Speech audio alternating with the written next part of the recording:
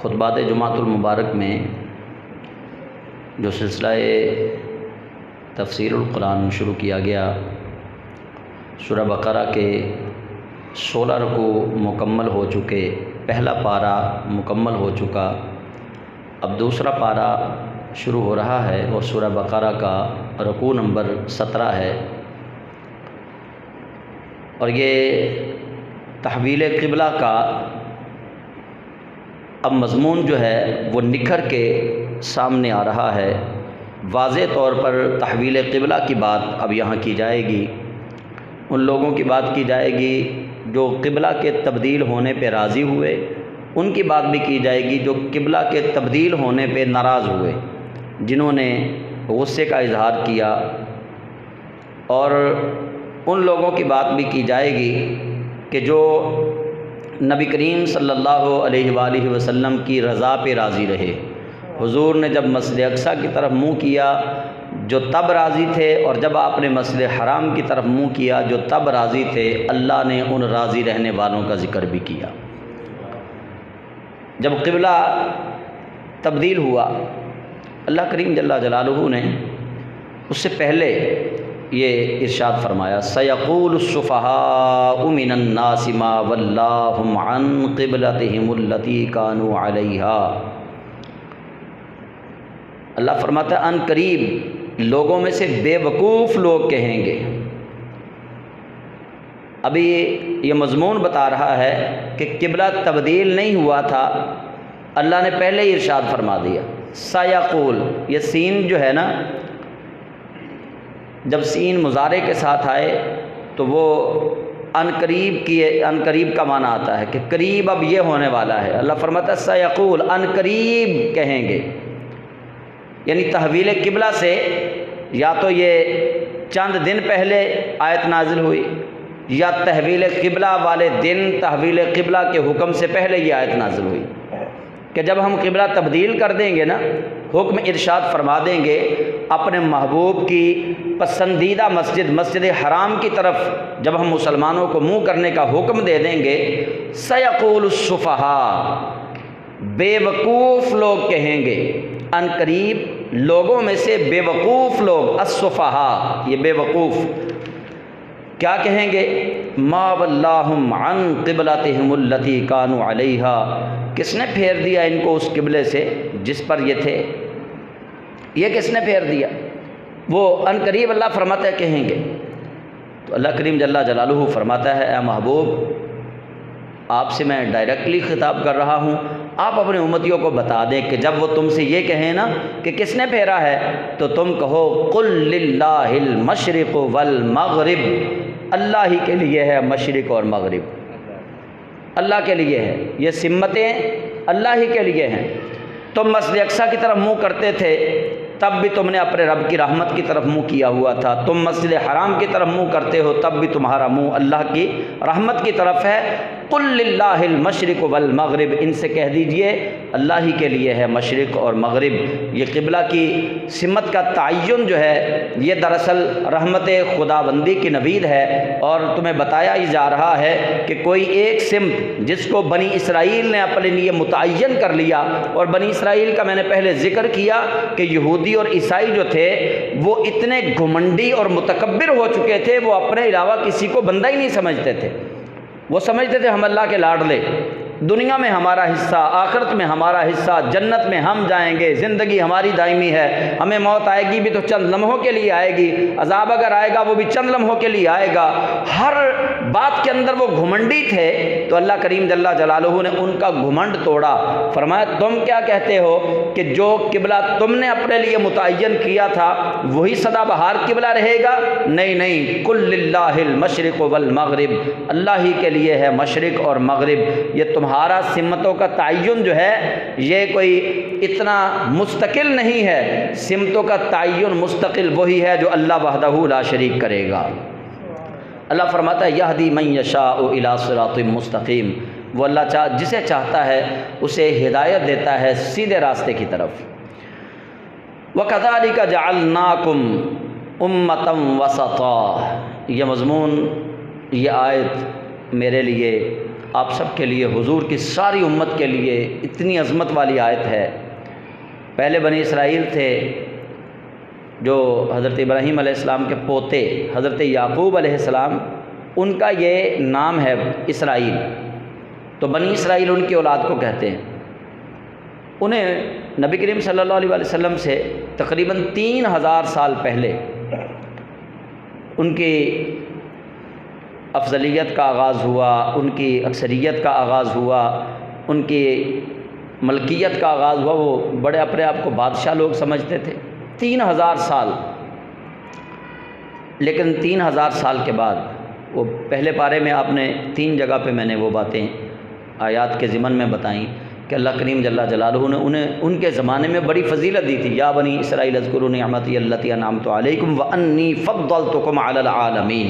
رب فرماتا ہے کہ میں نے تمہیں عالمین پر فضیلت دی، بنی اسرائیل کو۔ لیکن یہاں آ کے اللہ کریم جل جلالہ نے حضور کی امت کی شان جو ہے، حضور کی امت کی عزت و عظمت کی دستار جو ہے وہ حضور کی امت کے سر پہ رکھی اور فرمایا وَكَذَلِكَ جَعَلْنَاكُمْ أُمَّةً وَسَطًا۔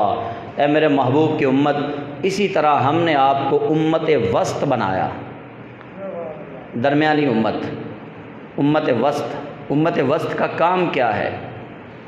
اب امت وسط اللہ فرماتا ہے لِتَكُونُوا شُهَدَاءَ عَلَى النَّاسِ، تاکہ تم ہو جاؤ لوگوں پر گواہ، وَيَكُونَ الرَّسُولُ عَلَيْكُمْ شَهِيدًا، اور ہو جائے رسول تم سب پر گواہ۔ جس طرح نبی پاک صاحب رولاک صلی اللہ علیہ وسلم نے آ کر ہمیں بتایا کہ حضرت آدم علیہ السلام سے لے کر حضرت عیسیٰ روح اللہ تک اللہ کے سارے نبیوں نے اللہ کی توحید کی تبلیغ کی، شرک سے منع کیا، زنا سے منع کیا، شراب سے منع کیا، جوا سے منع کیا، ہر برے فعل سے، بیٹے بیٹیوں کو قتل کرنے سے منع کیا، پڑوسی کو تنگ کرنے سے منع کیا، جو سودی کاروبار کرتا تھا اسے منع کیا۔ اللہ کریم نے نبی پاک علیہ السلام کے ذریعے وہ سارے پیغام حضور کے ذریعے حضور کی امت تک پہنچائے۔ ہم تک وہ پیغام پہنچے۔ ہمیں پتہ ہے کہ آدم علیہ السلام نے کتنے سو سال تبلیغ کی، نوح علیہ السلام نے کتنے سو سال تبلیغ کی، ابراہیم علیہ السلام نے کیسے تبلیغ کی، قوم عاد پر کون سا عذاب آیا، قوم ہود پر کون سا عذاب آیا، قوم سمود پر کون سا عذاب آیا، قوم لوط پر کون سا عذاب آیا۔ ہمیں پتہ ہے کہ قوم موسیٰ پر کون سا عذاب آیا۔ ہمیں پتہ ہے جناب عیسیٰ روح اللہ علیہ السلام کی نافرمان قوم پہ کون سا عذاب آیا۔ یہ ساری باتیں ہمیں کس نے بتائی ہیں؟ ہمیں مدینے کے تاجدار آمنہ کے لال صلی اللہ علیہ وسلم نے بتائی ہیں۔ رب فرماتا ہے لِتَكُونُوا، تاکہ تم اے میرے محبوب کی امت تم ہو جاؤ شہداء علی الناس، لوگوں پر گواہی دینے والے، وَيَكُونَ الرَّسُولُ عَلَيْكُمْ شَهِيدًا، اور میرا رسول ہو جائے تم پر گواہی دینے والا۔ قیامت کا دن ہوگا، میں اور آپ سارے میدان محشر میں کھڑے ہوں گے، بنی اسرائیل بھی میدان محشر میں ہوں گے، اللہ کے حضور سارے جائیں گے۔ بنی اسرائیل انکار کریں گے، کہیں گے مولا تیرے نبیوں نے ہم تک تیرا پیغام نہیں پہنچایا، ہم نے ان نبیوں کا زمانہ نہیں دیکھا ہوگا، ہم برسرے میدان محشر کے اندر میں اور آپ سارے برملا کہیں گے یا اللہ یہ بنی اسرائیل والے سارے جھوٹ بول رہے ہیں، تیرے نبیوں نے پیغام پہنچایا تھا، یا اللہ ہم گواہ ہیں، یا اللہ ہم گواہ ہیں حضرت موسیٰ نے پیغام پہنچایا، ہم گواہ ہیں جناب عیسیٰ نے پیغام پہنچایا، ہم گواہ ہیں سلیمان علیہ السلام سے حضرت ہارون علیہ السلام نے تیرا پیغام پہنچایا، ہم گواہ ہیں یا اللہ حضرت اسماعیل نے تیرا پیغام پہنچایا، اسحاق علیہ السلام نے تیرا پیغام پہنچایا، ابراہیم علیہ السلام نے تیرا پیغام پہنچایا، ہم گواہ ہیں مولا سارے نبیوں نے تیرا پیغام پہنچایا ہے، ہم گواہ ہیں۔ اللہ اپنے محبوب کریم علیہ السلام سے پوچھے گا حبیب پیارے یہ آپ کے امتی کیا کہہ رہے ہیں؟ تو حضور اکرم صلی اللہ علیہ وسلم گواہی دیں گے، کہیں گے ہاں مالک یہ وہی کہہ رہے ہیں جو میں نے ان کو بتایا ہے۔ اللہ فرماتا ہے لِتَكُونُوا شُهَدَاءَ عَلَى النَّاسِ، اے میرے محبوب کی امت تمہیں امت وسط بنایا، امتم وسطا، تم امت وسط ہو، تم قیامت کے دن ان سارے لوگوں پر گواہی دو گے، وَيَكُونَ الرَّسُولُ عَلَيْكُمْ شَهِيدًا، اور میرا رسول تم سب پر گواہی دے گا۔ اور یہ بھی کوئی عظمت والی کم بات نہیں ہوگی کہ ہم اللہ کے دربار میں کہیں گے یا اللہ تیرے فلاں نبی نے تبلیغ کی، فلاں نبی نے تبلیغ کی، فلاں نبی نے تبلیغ کی، فلاں نبی نے تبلیغ کی، ہم وہاں یہ گواہی دیں گے، اور رسول اکرم صلی اللہ علیہ وسلم پتہ وہاں کیا فرمائیں گے؟ حضور فرمائیں گے یا اللہ میرے امتی سچ بول رہے ہیں۔ حضور یہ گواہی دیں گے یا اللہ میرے امتی سچ بول رہے ہیں، یا اللہ میرے امتی جھوٹ نہیں بول رہے، میرے امتی سچ بول رہے ہیں۔ تو امتی کہ اب یہ فرض بنتا ہے کہ جو نبی اس امت کی سچائی کی گواہی قیامت کے دن دے گا، اب امتی کا فرض ہے کہ اپنی زندگی سچ پہ رہ کے گزارے، سچ پہ رہ کے گزارے، سچ کا ساتھ دے کے گزارے۔ تو اللہ کریم جل جلالہ نے نبی پاک علیہ السلام کی امت کو امت وسط یہاں پہ قرار دے دیا۔ اور شہداء یہ شہید کی جمع ہے۔ نبی پاک علیہ السلام کے لیے اللہ تعالیٰ نے لفظ شہید ہی یہاں استعمال کیا ہے، وَيَكُونَ الرَّسُولُ عَلَيْكُمْ شہید، شہیدہ یہاں پہ سنگل ہے، یعنی واحد ہے شہید، اور امت کے لیے لِتَكُونُوا شُهَدَاءَ امت کے لیے جمع ہے۔ شہداء جمع ہے شہید کی، شہید کا معنی ہے گواہ۔ اب گواہی ہے کتنی قسم کی؟ جو آنکھوں سے دیکھا جائے اس کی، جو کانوں سے سنا جائے اس کی، دو طرح کی گواہی یہ ہوگی۔ تیسری گواہی یہ ہے کہ کسی ایسے سچے بندے کی بات سن کے گواہی دی جائے جس بندے کی ساری زندگی سچ اور حق پہ گزری ہو اور بے مثل و بے مثال گزری ہو۔ ہم وہاں کون سی گواہی دیں گے؟ ہم نے ان نبیوں کو اپنی آنکھوں سے نہیں دیکھا اللہ کی تبلیغ کرتے ہوئے، ہم نے اپنے کانوں سے بھی نہیں سنا ان نبیوں کو اللہ کے دین کی تبلیغ کرتے ہوئے، اور ہم نے تو فقط مدینے کے تاجدار سے سنا ہے۔ ہم نے حضور اکرم صلی اللہ علیہ وسلم کی بات ہم تک پہنچی، ہم نے تو حضور اکرم کی بات پہ یقین کیا کہ واقعی ان نبیوں نے اللہ کی توحید کی تبلیغ کی ہوگی، چونکہ ہمارے نبی صلی اللہ علیہ وسلم فرما رہے ہیں۔ لیکن نبی کریم صلی اللہ علیہ وسلم آپ کیا گواہی دیں گے؟ اب کون سی صدی ہے؟ یہ 15ویں صدی جا رہی ہے۔ ہم حضور کے زمانے میں تو نہیں ہے نا بظاہر، ویسے تو زمانے سارے حضور کے ہیں، لیکن بظاہر یہ نبی کریم صلی اللہ علیہ وسلم کی حیات ظاہری والا زمانہ نہیں ہے۔ حضور علیہ السلام کو ہم سے پردہ فرمائے ہوئے 14 صدیاں گزر گئی۔ تو نبی کریم رؤوف الرحیم صلی اللہ علیہ وسلم آپ اپنی امت کے 1500 سال بعد آنے والے لوگوں کی سچائی کی گواہی قیامت کے دن دیں گے کہ یا اللہ جو میرا امتی میری وفات شریف کے بعد 1500 سال بعد آیا اس نے بھی سچ بولا، جو میرے انتقال کے بعد 2000 سال بعد آیا یا اللہ یہ بھی سچ بول رہا ہے۔ پتہ چلا کہ نبی کریم صلی اللہ علیہ وسلم کو صرف اپنی حیات ظاہری کے جو لوگ سچے تھے ان کا ہی نہیں پتہ، بلکہ جو حضور کی وفات ظاہری کے بعد لوگ آئیں گے ان کی سچائی کا بھی حضور کو پتہ ہے۔ جو حضور کے بعد آپ کے پردہ فرما جانے کے بعد آئیں گے نبی کریم صلی اللہ علیہ وسلم کو ان کا بھی پتہ ہے کہ ان میں سچ کون بولنے والا ہے اور جھوٹ کون بولنے والا ہے۔ اور اللہ کریم جل جلالہ نے اچھا نبی کریم صلی اللہ علیہ وسلم پہلے مسجد اقصیٰ کی طرف منہ کر کے نماز پڑھتے تھے، یہ تو آپ سب کو پتہ ہے۔ اچھا جب قبلہ تبدیل ہوا تو اللہ کریم نے فرمایا وما جعلنا القبلۃ التی كنت علیہا۔ اس کے دو معنی ہیں۔ پہلا معنی یہ ہے اللہ فرماتا ہے ہم نے تو اس کو قبلہ نہیں بنایا تھا جس طرف آپ منہ کر کے نماز پڑھتے تھے۔ وما جعلنا ہم نے نہیں بنایا، القبلۃ التی كنت علیہا ہم نے اس کو آپ کے لیے قبلہ نہیں بنایا تھا مسجد اقصیٰ کو جس طرف آپ منہ کر کے نماز پڑھتے تھے۔